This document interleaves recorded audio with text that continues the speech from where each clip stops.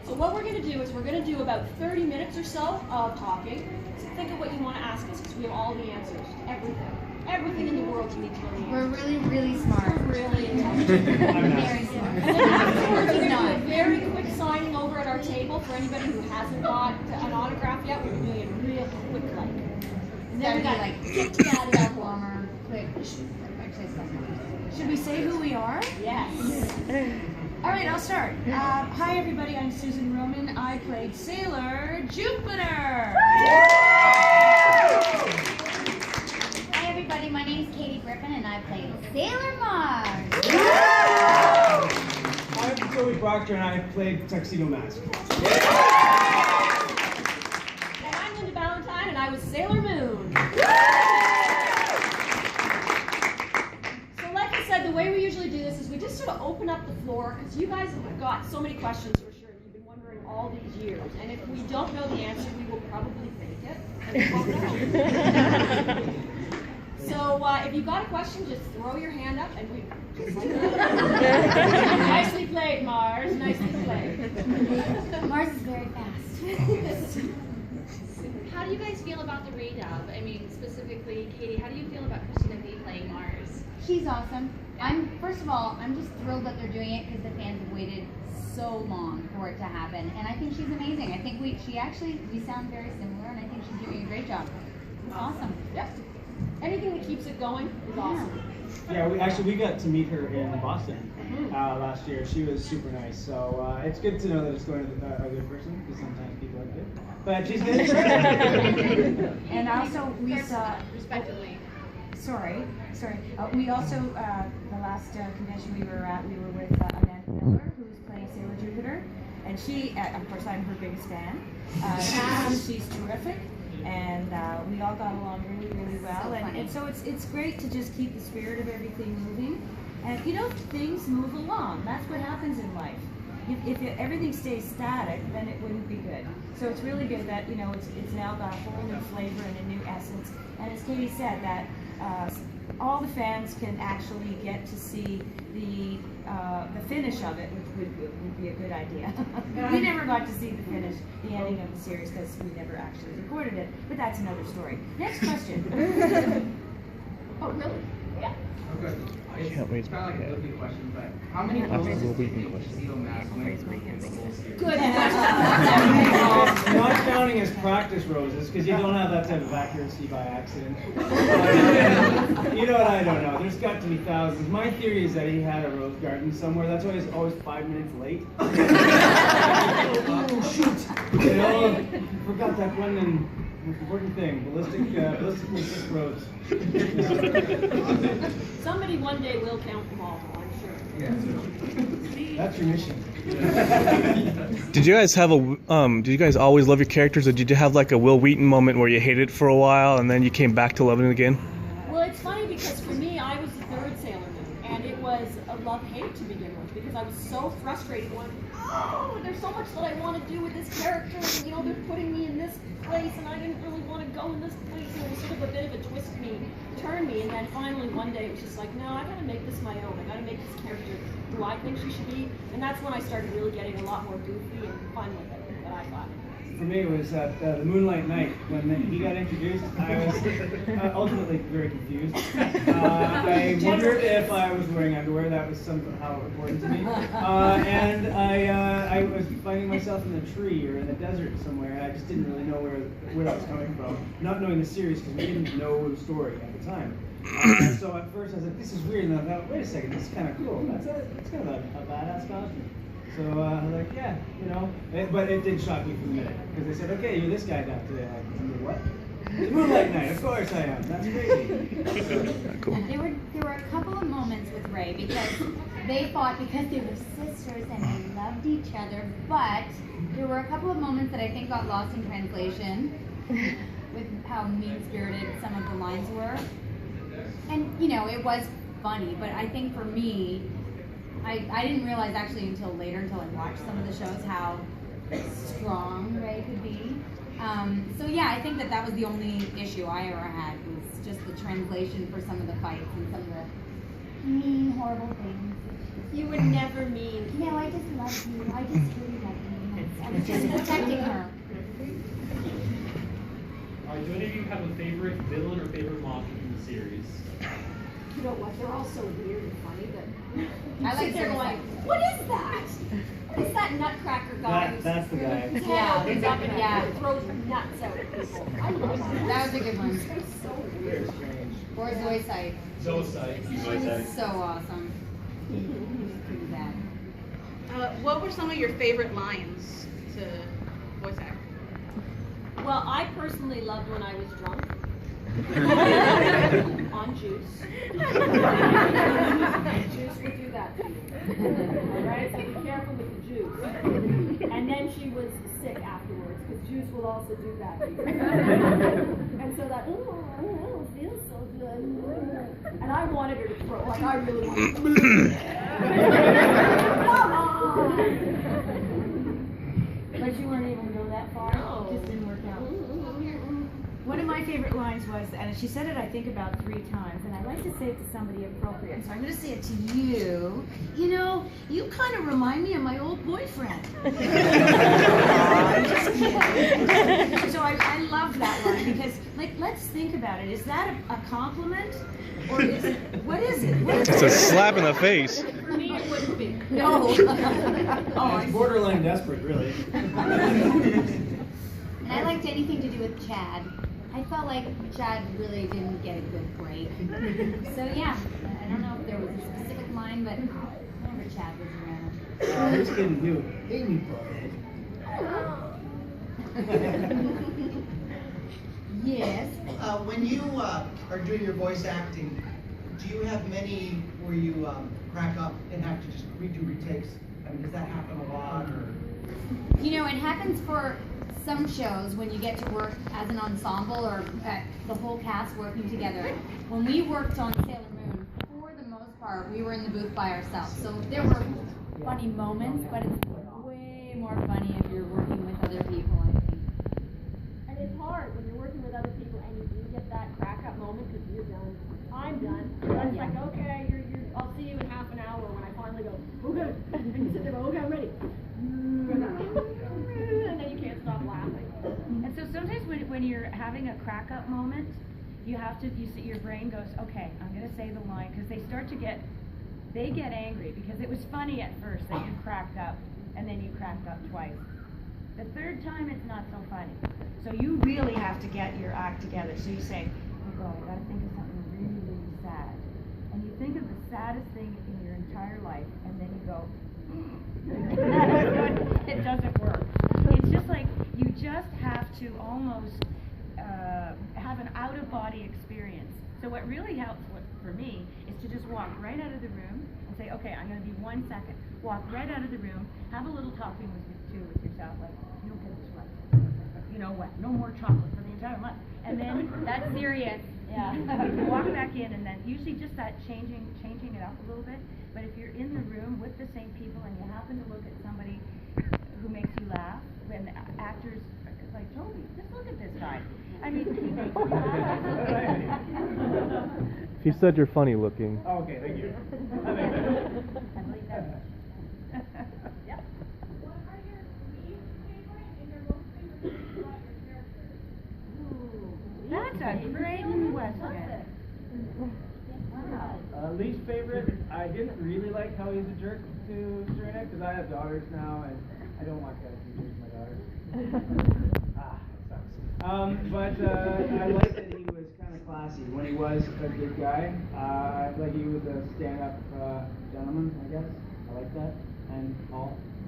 My least favorite was the fact that she kept swooning over him. Like, come on. No, you get him in the end. Don't worry about it. It was the pleated pants, I'm pretty sure. I'm pretty sure. Nice green shirt. And the fact that you were giving flowers. Thank you. And then probably my favorite part was just her goofiness. She didn't really take herself that, well, she sort of took herself seriously, but then she just followed her amazing. And I loved that. And my least favorite was how mean Ray could be. But then my favorite is that she's so loyal. So it's, that's a pretty good quality, I think. Yeah, that's a great quality. It's funny, I'm just trying to think my least favorite quality about Jukes. I didn't have a least favorite quality. I really admired all her qualities.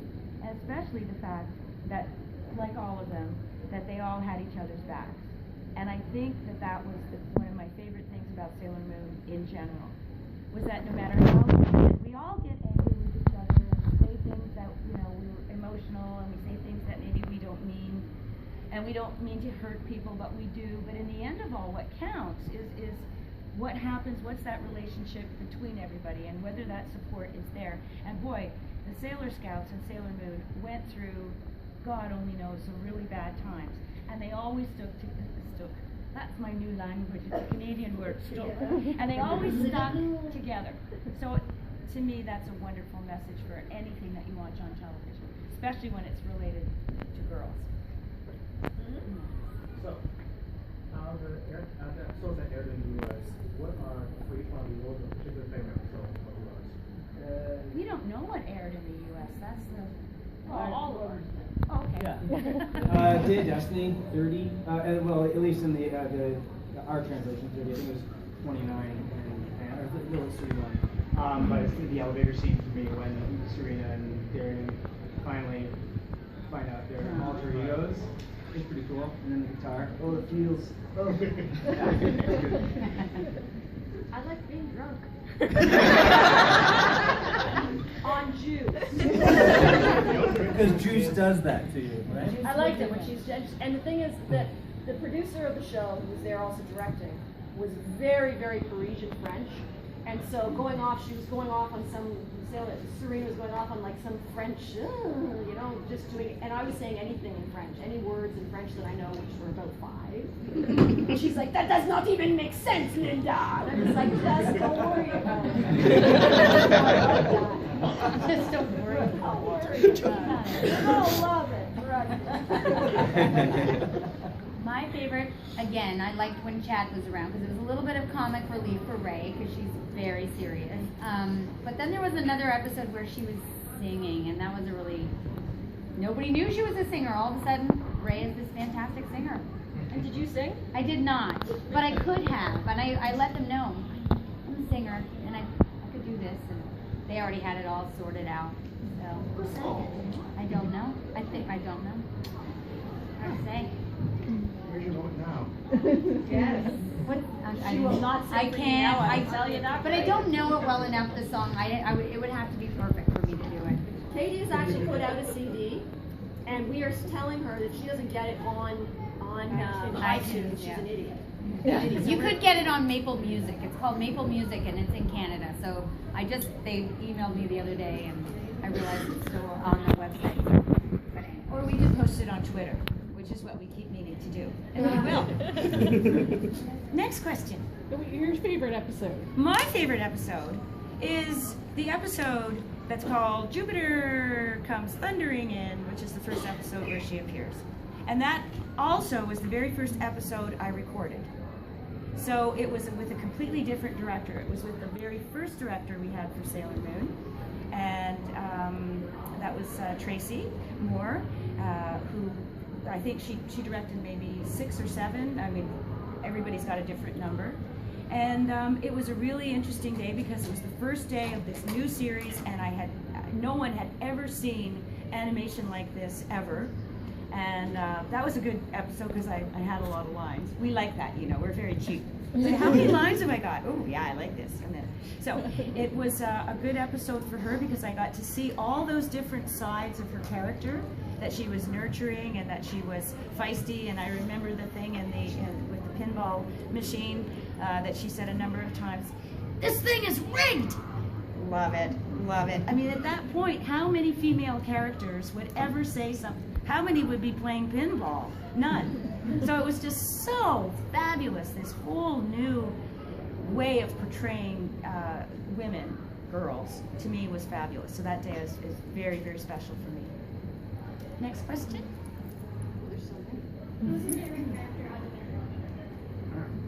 You know, it changes.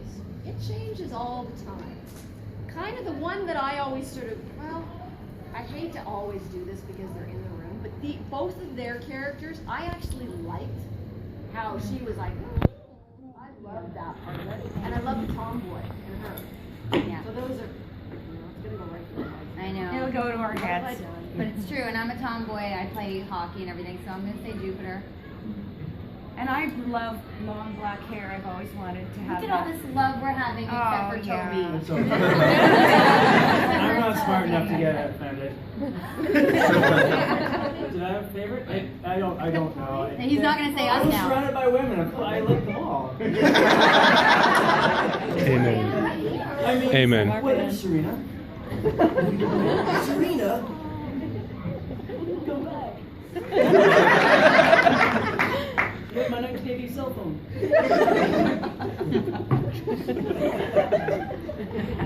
Yeah, exactly.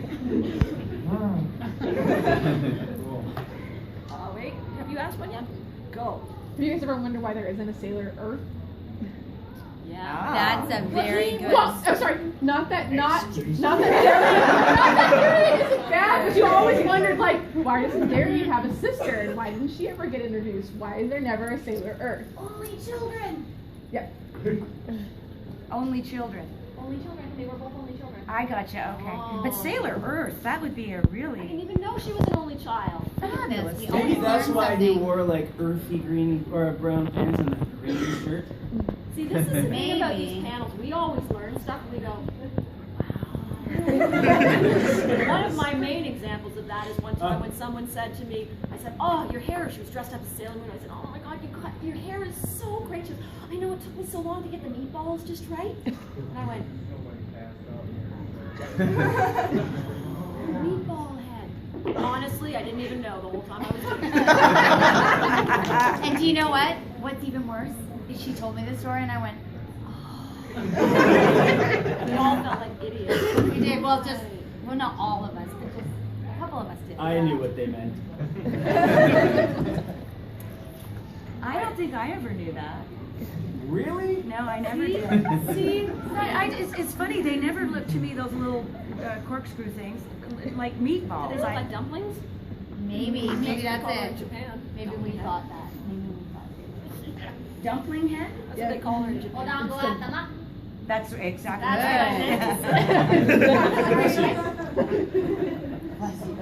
More question? Somebody else had a. Yes. So about like the age difference between Darian. Well, that's a little freaky.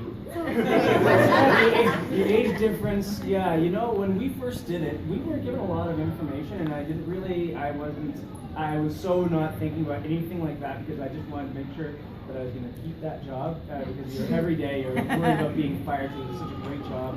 Now that they gave that feeling, it was such an opportunity.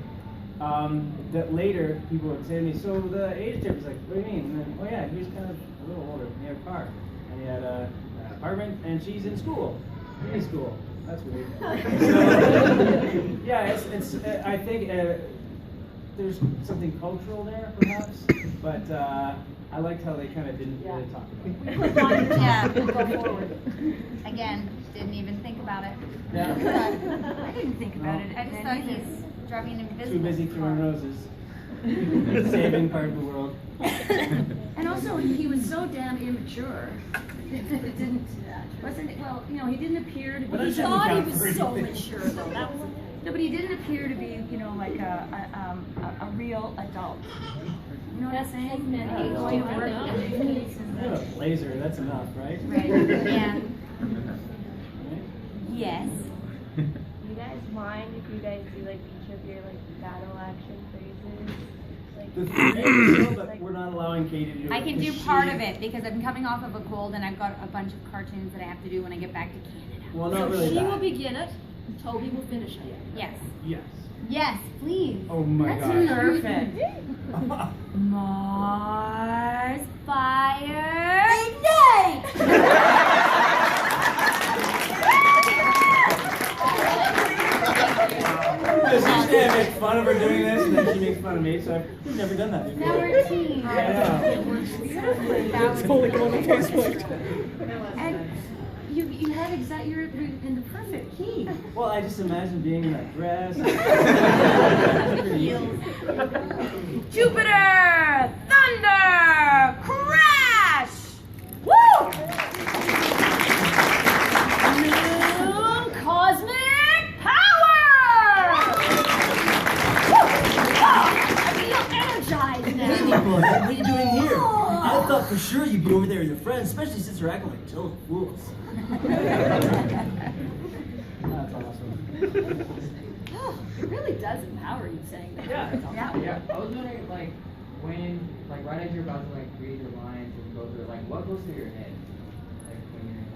Don't What mess does the up. voice sound Don't like? mess You know, you really ramp into it. Like, it's funny when you're doing it. They had the thing in front of us, the screen in front of us, so we were watching it. We didn't get any scripts at all. We're watching it for the very first time, just like you guys were. And then the words would go up above it, and it was sort of like doing karaoke, really. So you're just sort of watching along, and then it's your turn, and you're like, okay, now I have to read whatever lines are on there. But sometimes you would get caught up in the show. You'd kind of fangirl a little bit. You'd be like, blah, blah, blah, blah, blah, blah, blah. And then you'd hear in your headphones, Linda, it's your line. Sorry, could I leave it? Because you'd be just too caught up in watching it.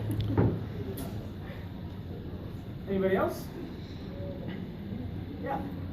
What do you guys think about Rini? I know there's a lot of divide in the fandom of like some people really hate Rini, some people really love Rini, and sometimes it depends on the dub. I like Rini. She's my daughter. That's a tough thing to say. I can see that. I can see why people might not like it because it was a polarizing kind of character. But because it was my daughter from the past, future.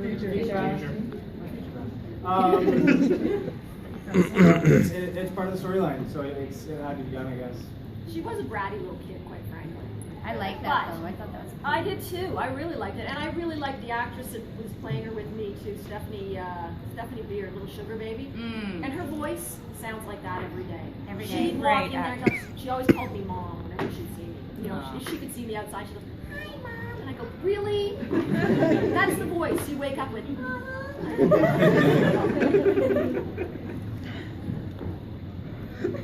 Any other questions? How are we doing for time? Yes, like 5 minutes. Do you guys only do voiceover stuff, or do you do other acting stuff as well too? I do some on-camera stuff as well. Yeah. She's in a Love's commercial right now. Oh yeah, I think it's only showing. Yeah, it hasn't come out yet, but there's some funny spots coming out. Yeah, keep an eye out for Loves. Yeah, actually, I primarily do on-camera work. I did a lot of voice in my early 20s when I was doing Tuxedo Mask and voice of Flash Gordon at the same time. And through the years, peppered certain episodes of like Ray's Face or whatever else.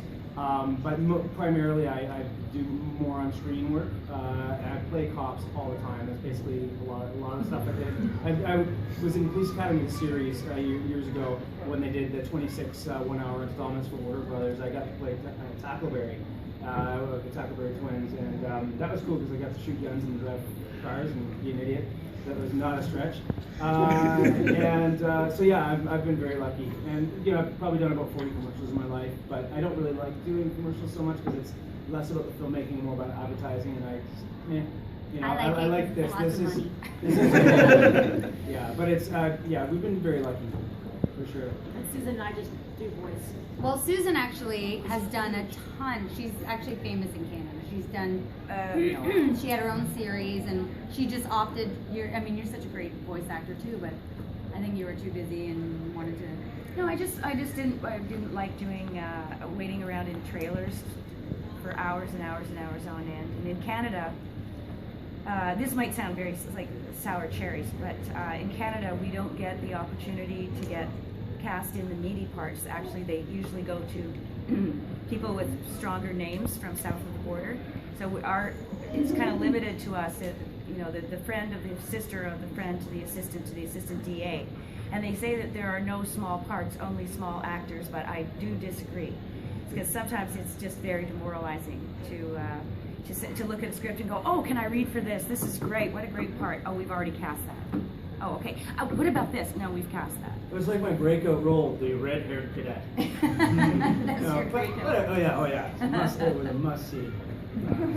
But whatever. But that's part of it. I mean, it's also what that's what we get. It's where we live. Yep. But yeah. Greatest country in the world. Greatest country in the world, and Katie is going to fix that because she's going to start getting good parts, right? She's already gotten good parts. Pretty You know what? great I'm stuff. good. I'm happy having a face for radio. It's fine. Face for radio. Anybody else? Yeah. What were your like your first thoughts, like when you were like, okay, here's our idea, like this is what we do. What, like when you like as you're reading it, like what did you first think? When we first got cast? Yeah. We had no idea what was happening. It was chaos. No, seriously. I mean, for me personally, that was my very first voiceover series because I was doing the on-camera stuff. And when I went in there, and then you're watching it and you're seeing it, and there's so much happening, and it's karaoke, and it's all this. It's not karaoke, but just. So for the first actual 7 episodes that I was in, every time I would go there, I could feel my shoulders up here, and it was like a sport. Okay, you're good. Let's do this. And then, so that's what I was thinking. Just get through it. Let's figure out what is happening. Yeah, it's definitely a mode. Like for sure, you have to be in the zone for real. It's just exactly like sports. Because if you're not in full attention, you're not going to be able to do the job properly.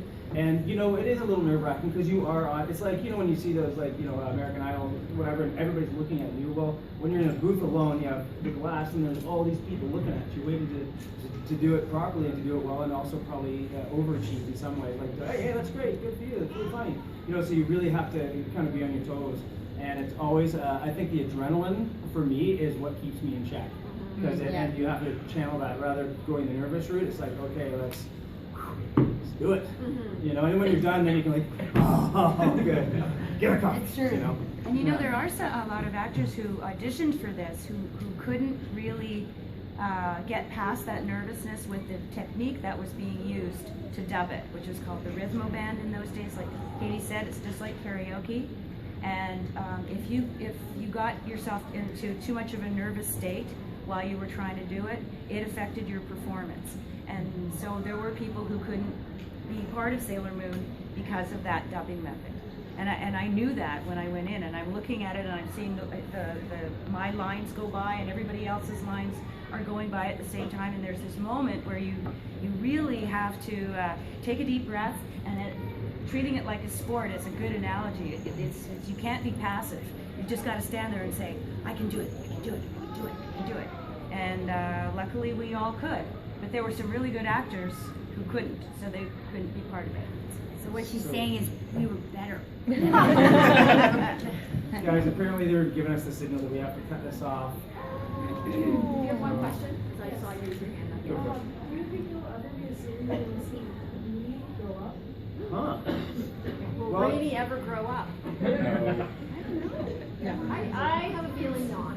Unless it's done in that very last one that hasn't been seen. No, right? Who wants to see her grow up? Yeah, because Tuxedo Mask would be like 90. She becomes a black lady, but that's evil. Okay, last question. We are so Canadian. That's not even funny. All of us are.